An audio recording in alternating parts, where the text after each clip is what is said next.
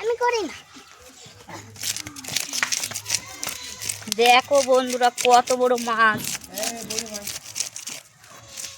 আজকে কি রান্না করি তোমরা শুধু দেখতে থাকো। দারুণ রেসিপি হবে। বাবার বাড়ি এসছি বলে কথা, ভালো মন্দ খাবো না তাই হবে, তাই না?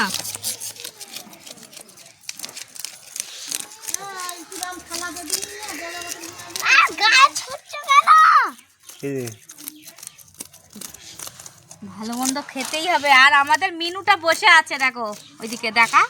মিনুটা ছাড়িয়ে নিয়েছি, এই যে সুন্দর করে ছাড়িয়ে নিয়েছি। এবার আমি কাটবো মাছটা। বন্ধুরা অনেক দিন পরে আমি মাছ কাটছি। আমি মনে হয় 2-3 বছর হয়ে গেছে মাছই কাটিনি কোনো দিন। এই আজকেই মাছ কাটছি, কারণ কলকাতায় তো মাছ সব কেটে বিক্রি হয়, আর এখানে বাবাদের এখানে তো কেটে দেবে না মাছ, গোটা মাছটাই নিয়ে চলে এসেছি। এটা বাড়ি এনে কাটতে হবে।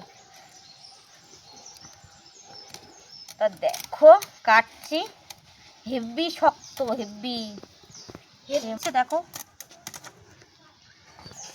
কত বড় দুফালি হবে এই মাথা। কাট এটা ঠিক আছে।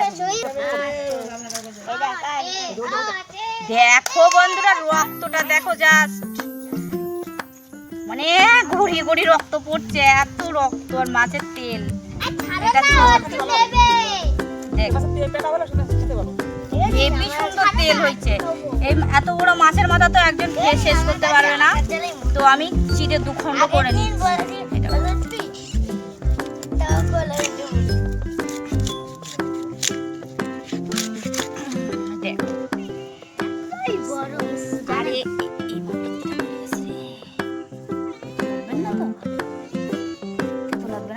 বলছি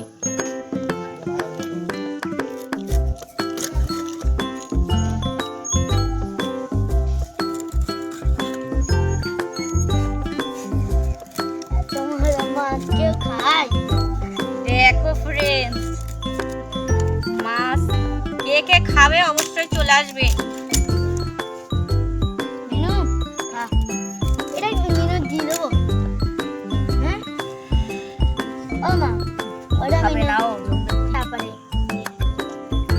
একদিন 4টে, তারপরে হচ্ছে তারপরে পরের দিন 4টে, জানিস তুই? দেখো কত সুন্দর করে কেটে নিয়েছি। এবার ধুতে নিয়ে চলে যাবো, ধুয়ে নিয়ে চলে আসছি। এটা মূলো ভাজা, এটা হচ্ছে শাক ভাজা, আর এটা হচ্ছে চাল কুমড়ো ভাজা। আর আমার মা করেছে হচ্ছে ওই যে ওটা হচ্ছে ফুলকপি দিয়ে আলু দিয়ে মাছ দিয়ে ঝোল করেছে। এখন আমাকে দেয়নি, বললো এটা দিয়ে তারা খেতে লাগ, এটা দিয়ে খাওয়া শুরু করে দিয়েছি। বন্ধুরা তোমাদের দুপুরে খাওয়া দাওয়া হয়ে গেছে? অবশ্যই জানাবে।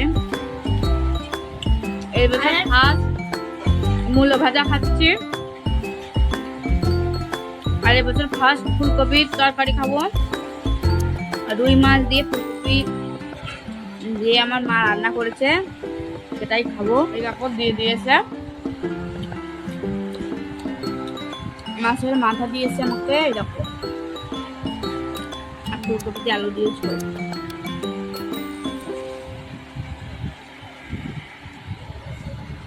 টাটা বন্ধুরা।